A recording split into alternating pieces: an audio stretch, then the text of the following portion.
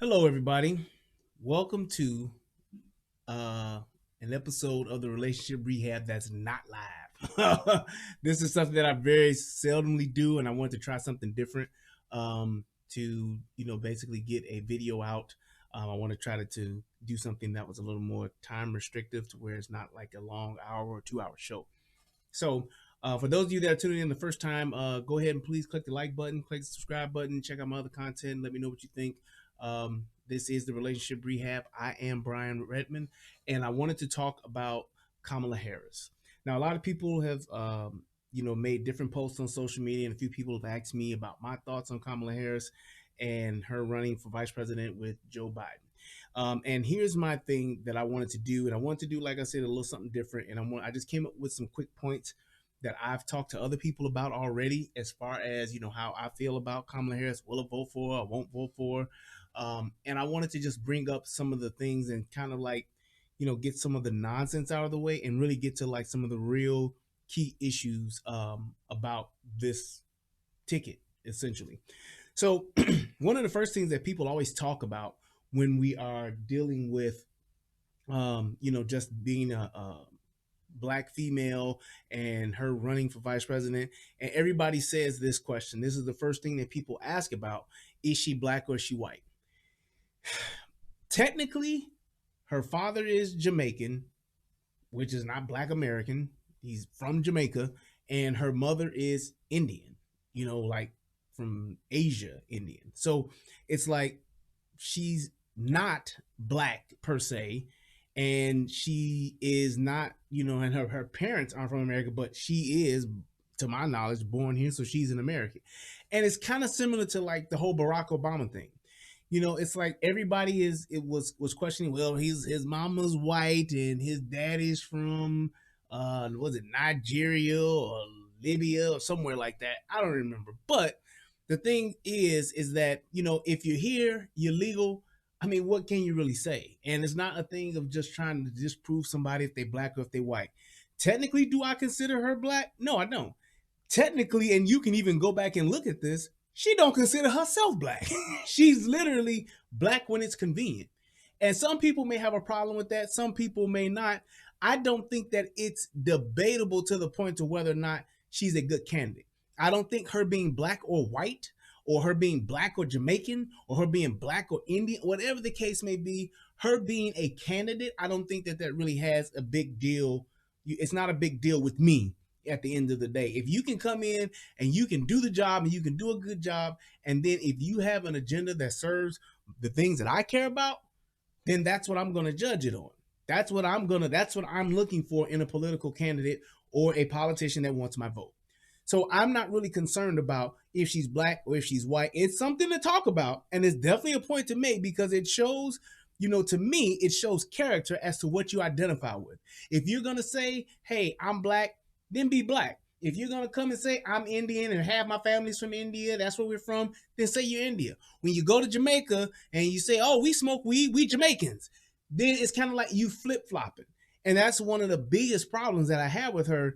She literally stands for nothing unless it like serves her in the moment. Plain and simple. I mean, you can just go back and you can see different videos that shows that. But like I said, I don't personally care if she's black or white. I don't care if she's claiming black. I don't care if she's claiming white. It doesn't really matter to me as far as her being vice president. So that's not a determining factor. But like I said, the fact that how she identifies, she switched it up, then it kind of like shows her character. But like I said, politically, I'm really not too concerned about it. So that's something when people even bring that up, it's like, okay, I get it.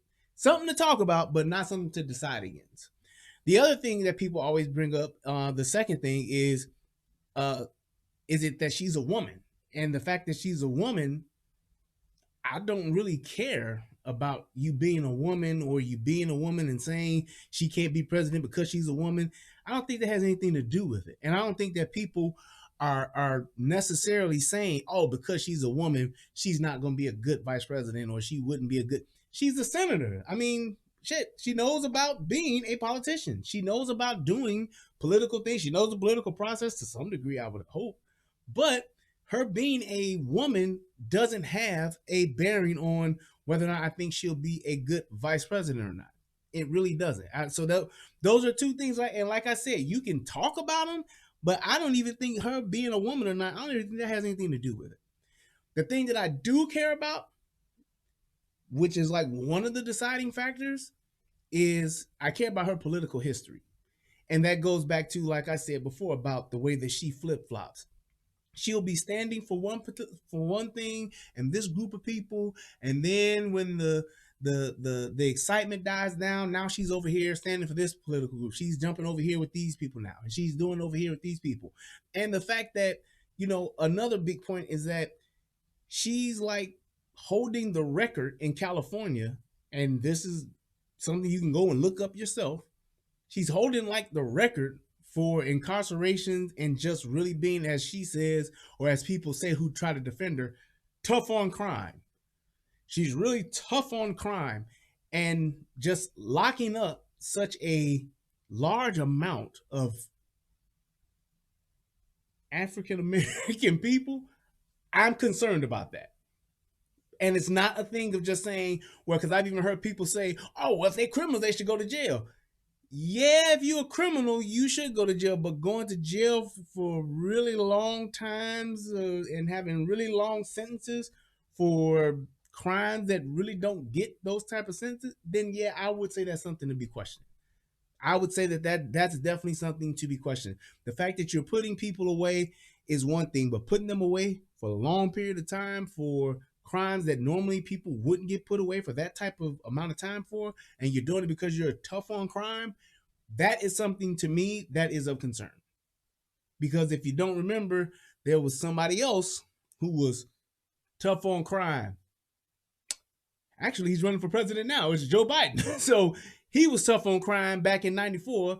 Him, along with, which he's always taking so much credit for being so proud of, writing that crime bill, the 94 crime bill. That's the old 3 strikes law. That's the old, you go to jail, you ain't getting out after that 3rd strike law. It's like, how do you forget that? And even when he's asked about that, he still has yet to this day said that it was wrong and what he did was wrong. He blamed it on Hillary Clinton. He blamed it on oh no, that was the Clintons that did that. So the fact that they're both teamed up together, I think that's one thing that they have in common, is that they love to lock up us. So that is of a concern to me. And if it's not a concern to you, if people say, oh, well, that's in the past, and that's old Kamala, I'm not going to agree with that. I'm not going to agree with that. I believe that your history in politics matters. The things that you do at certain times, in certain instances, in your throughout history, I think that matters. Throughout your tenure, throughout your tenure, throughout your tenure as a politician, what you do, it matters, because that's what you're there for. You're there to do what's best for the people, not just your people. It's for all people. So that's definitely something of concern for me.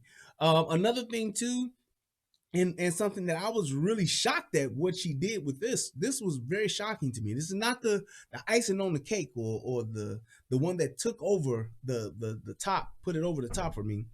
But I was shocked about how she herself came out and said that she stood with the women that had accused Joe Biden of sexual assault, rape, sexual misconduct, whatever the case may be.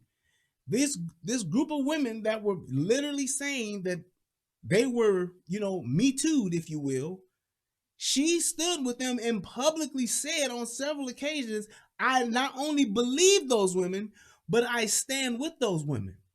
And this goes back to literally just solidify and verify my point about being a woman that flip-flops, a politician that flip-flops. How are you standing side by side with this dude and you were saying that this dude was a rapist? Even when she came back, well, you didn't say that he was a rapist. Let me correct that.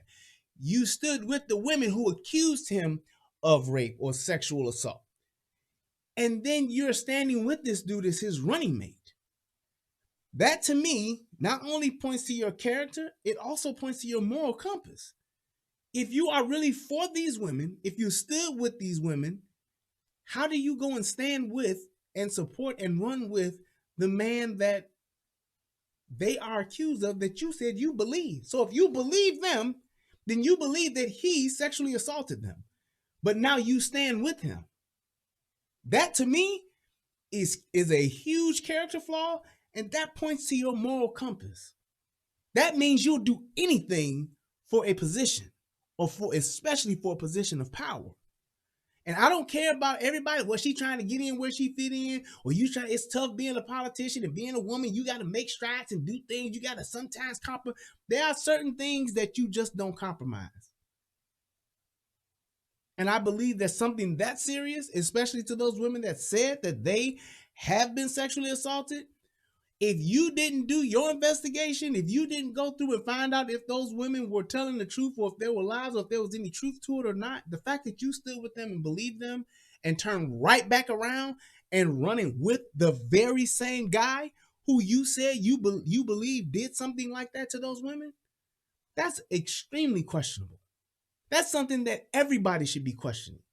And the fact that she hasn't said anything, it's not like, you can't come forward and say, well, I was wrong, or you can't come out and say, well, I got evidence to show that these women were not telling the truth. None of that. You just left all that to the side, hoped that we forgot about it, and then said, yeah, I'm going to go ahead and just stand with this dude, get this VP spot. That's quite questionable to me.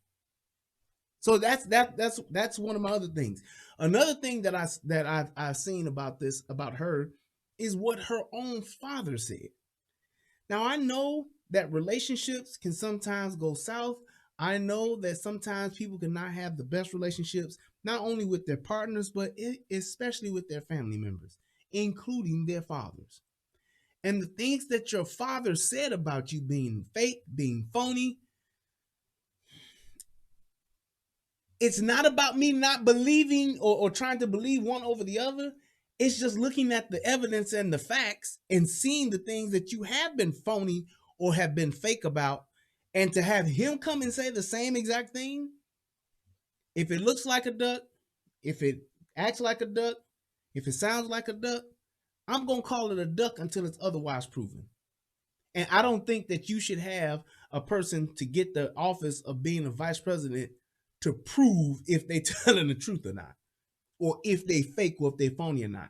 There's too much at stake in that position to where we don't know who this person really is and what this person is really going to do.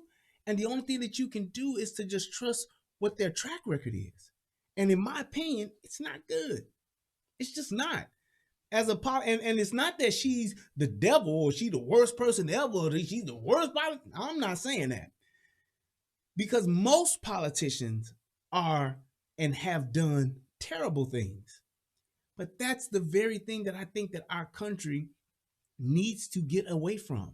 This whole old school seasoned, I've been around for 50 years, politicians, these are the ones we need to be getting away from. Because these are the ones that are so entrenched into the system to where they are literally like the puppet masters. They're pulling all the strings all the while that they're doing the whole thing. They're pulling the wool over our eyes. We're seeing this, watching this thing over here where they're pulling all these strings and telling us, oh yeah, everything's okay. Yeah, everything's all right. Yeah, and they steady pulling these strings over here and we're not seeing what's really happening until it's too late. I believe that as far as just the future of America, the future of our country, to make America great again, all of that stuff that we want to do to make this place as best as we possibly can, I think we all need to start moving away from this old school, I've been around for 30 and 40 years politicians, because those are the ones who have the most blood on their hands. Those are the ones who have done the most dirt. We need to find everyday guys, everyday girls, everyday men, everyday women, whatever you want to call it. We need to find those everyday people that literally just want to do what's best for the people and what's best for the country and get those people in office. That's what we need to start looking for. Those are the things that we need to start craving. Those are the things that we need to start supporting. Because when you deal with these seasoned politicians, what you get are a bunch of used car salesmen. A bunch of people that's going to tell you what you want to hear, tell you that this car, yeah, got 200,000 miles on it, but these miles are not city miles. They country miles. See, a country mile is different from a city mile. That's what you're getting. And they're all on both sides, Republicans and Democrats alike. They're both playing the game, putting on this huge show, and all it is just a circus. The only thing they're missing is the music. I swear to you, whenever I watch any politician, Donald Trump, Nancy Pelosi, Joe Biden, Kamala Harris, whoever it is I'm watching, I always have that playing in my mind like the theme music. That's my soundtrack, because I always know that there's a circus to this. There's some drama to this. It's a show. They're putting on this show, saying one thing and totally doing another, and we're the ones left holding the bag and suffering from it. So I think we should all have the same type of critiquing that we do about the politicians we don't like. We should do the same type of criticism about those that we do. Stop trying to pass along your politician because they ain't the other guy, or they the one you really like because they cool, because they shout out and say Wakanda. The pandering that we get, especially as black folks, as black Americans, it's beyond insulting. It really is. And we're the ones that need to draw the line in the sand. Saying if you don't vote for me, you ain't black, that's insulting. And people don't want to admit it because that's not your guy. If it's not your guy, or if it is your guy, then you can let them get away with whatever you want. Yeah, that's my guy, so I'm going to let him give him some more leeway. But this other guy over here, he can't say nothing. He can't even look at me wrong, or I'm going to call him a racist, and he got to go.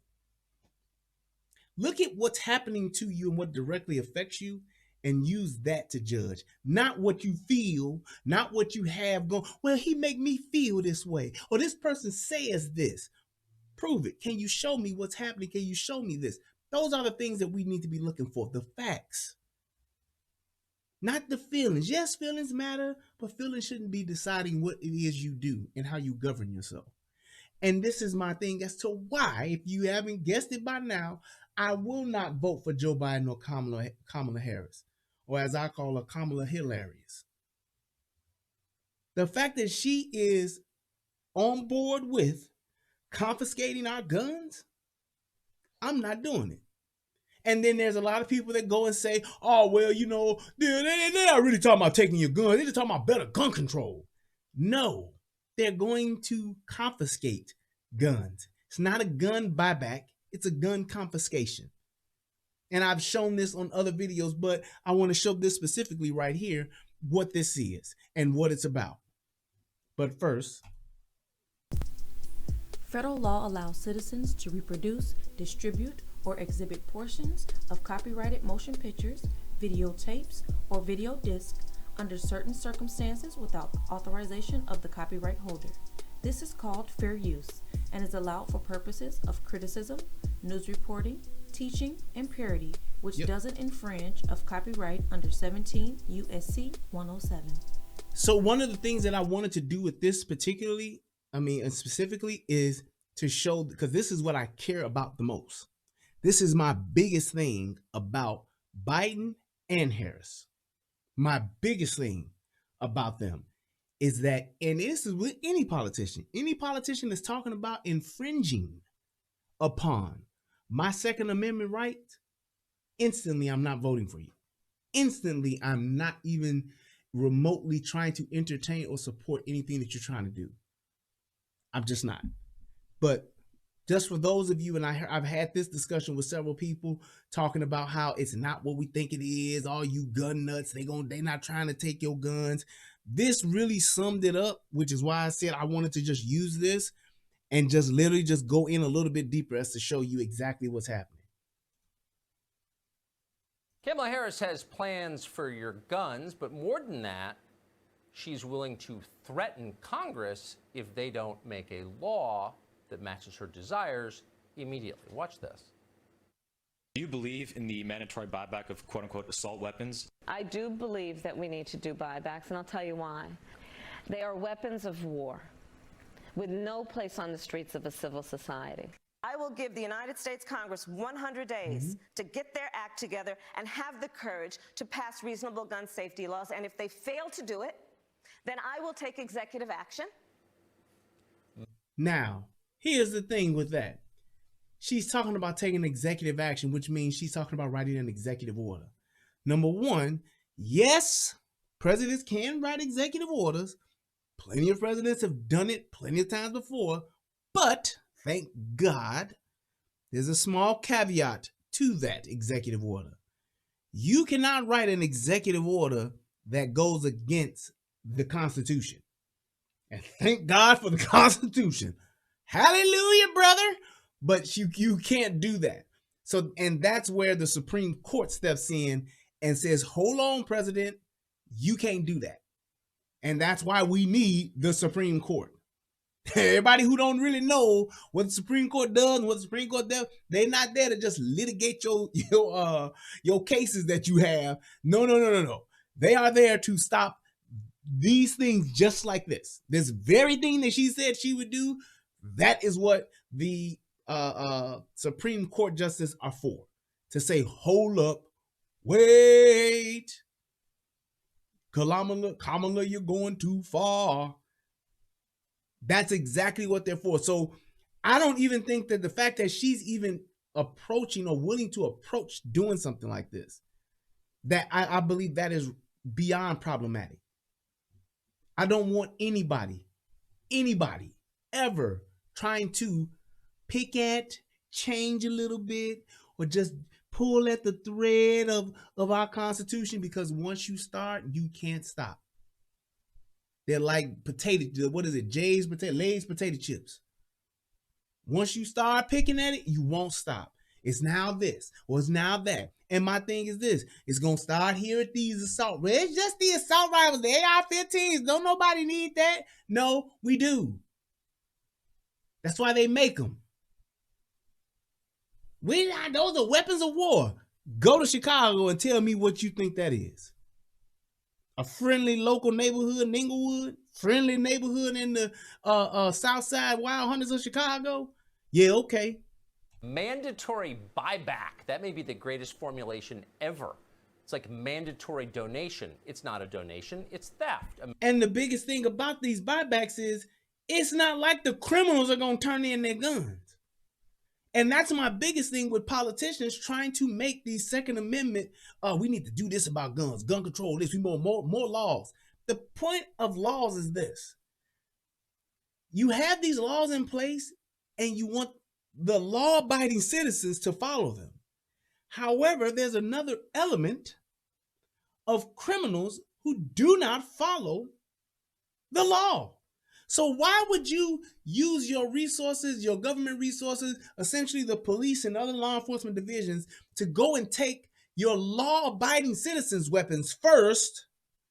Then you're going to worry about the criminals. Well, if you get caught with a gun, then you get 15 years. Yeah, but until I get caught, I'm the man because I got the gun.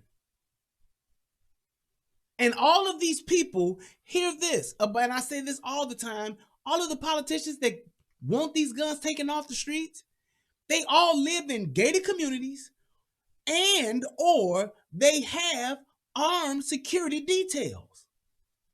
And I say this about old shotgun Joe Biden. He's the main one. Oh, you don't need that. Buy a shotgun. Okay, tell your Secret Service detail, number one, to turn in their MP5s and to turn in their handguns. And then, matter of fact, disperse your security detail. You don't need a Secret Service detail. You and whoever's with you get shotguns.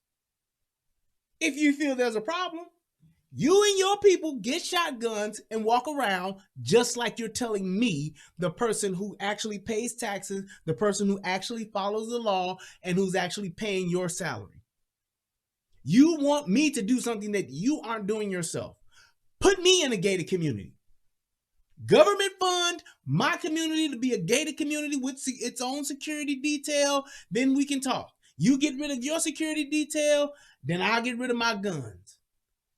Buy yourself a shotgun. If the government wants us to turn in, all you government politicians that wants us to turn in our guns, then I tell you this, only the Army should have these weapons. And nobody else is going to do that. Secret Service not turning in their guns. CIA not turning in their guns. FBI is not turning in their guns. Local law enforcement is not turning in their guns. Why would I? Because all of those people I just named, none of them are legally responsible for my own personal safety or that of my families. I am. And if I'm responsible for myself, my personal safety, and that of my families, how dare you try to tell me how I get to protect it? And what I get to use. Well, you get a gun, but you only have 8 bullets in it. Well, how about this criminal over here that has 30 rounds in his gun, 33 rounds in his handgun? Well, we're going to try to get those off the streets, but until you do, then what? Well, just go along with it. No. Mandatory buyback isn't a buyback, it's seizure, obviously. So why does Kamala Harris want to seize your guns?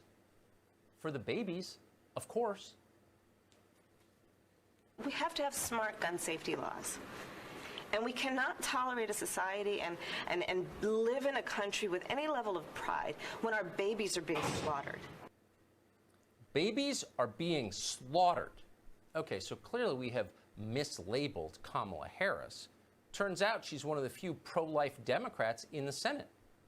Collier Noir is an attorney. Taken. He's a Second Amendment advocate. We're happy to have him on tonight. Mr. Noir, great to see you. Thanks for having me, Tucker. So Absolutely. it's for the babies. So Kamala Harris cares about the babies. You obviously don't, since you're for the Second Amendment. Defend yourself. Well, let's get one thing clear that I think a lot of people aren't really talking about. We're talking about a potential Kamala presidency, not so much a Joe Biden presidency. Right. And that is something to actually look at. I don't care what anybody says, and anybody out there that isn't willing to acknowledge this, Joe Biden is very, very, very, he reminds me of John McCain. And I believe John McCain seemed a little bit more with it than Joe Biden does. Half the time when Joe Biden's speaking, he doesn't know where he's at. He doesn't know who he or what he's talking about. And then you can hear him several times literally lose his train of thought. Now, sometimes people can stutter. Sometimes you can be nervous. We're talking about a seasoned politician. He's been around for 50 years. And he can get lost in his own point to the point where he don't even make it. And there are plenty of videos out, and I ain't feel the need to do that, to have all these different videos out. We're talking about all this different stuff. But it's like you can still hear him lose his own train of thought. Like I could be talking now and could get to stand and say, well, I'm saying, well, I need to say that I want to say. Well, no, let me say. And I can gather myself and say, here's what I'm trying to say. He never does that. He literally just comes in and he'll end up with a, come on, man. Or you know what I mean. And it's like, no, we don't, because you never really got started. In all fairness, has Trump said some things that didn't make sense? Absolutely. And at least he'll get to the point to where he'll say it, and then it'll be like, okay, well, he at least finished the thought. Most of Joe Biden stuff, it gets to just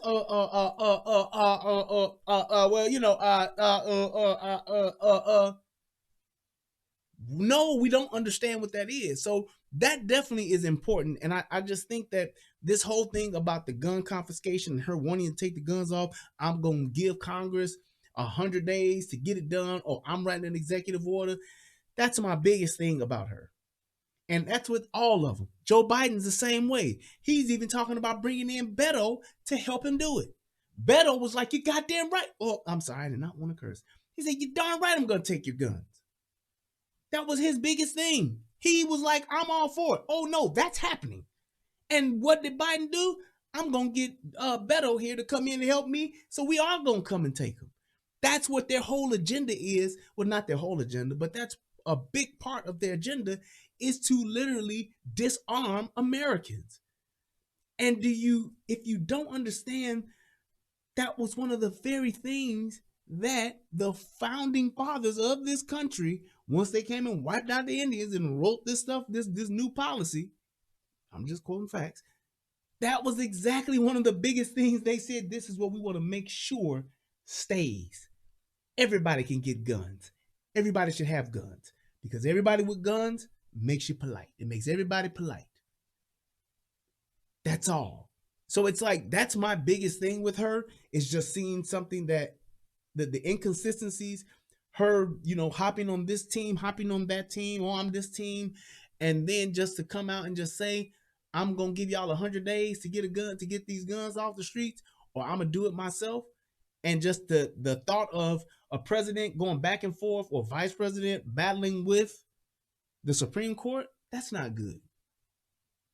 That's just not good. So that was pretty much what I wanted to just say. I didn't want this video to be long. I hope that you guys like and subscribe this video. Please, please, please give me your thoughts. Go ahead and hit the comment section. Tell me what you think. If you love it, you hate it, there may be something to it. All I want you guys to do is to just watch this and just think. Don't take my word for it. Go look it up. Go research it. And like I said, the idea for us as far as the future, what I want us to start doing, not just black folks, I mean us as Americans, let's start getting away from these politicians and start getting back into the people and those that are for the people. And I'm not saying all politicians are bad, but it sure is a good portion of you that are just so used to the way things have gone and things of old that you have forgotten us, the people. We've been left to the wayside, to where you guys are making decisions based on your lives. And your lives, even though they are a little bit more plusher than most people, the greater majority of people, it don't mean that ours don't matter. Yes, the people, the have-nots, the people who don't make mid to high six figures, the people who aren't the millionaires and the billionaires. We have everyday things that we have to look out for and that we have to protect ourselves against that you guys don't. So for you all to be in the position that you're in, I ain't mad at you, but you need to consider everybody's position, the greater good's position, as opposed to just those that are inside your bubble and in your world. I hope this video helps somebody become a better version of themselves. I am Brian Redmond. This is the Relationship Rehab. I hope you enjoyed this video. Please let me know your thoughts. Hit the like button and please send me your comments. Thank you guys. Have a good night. Till next time. Peace.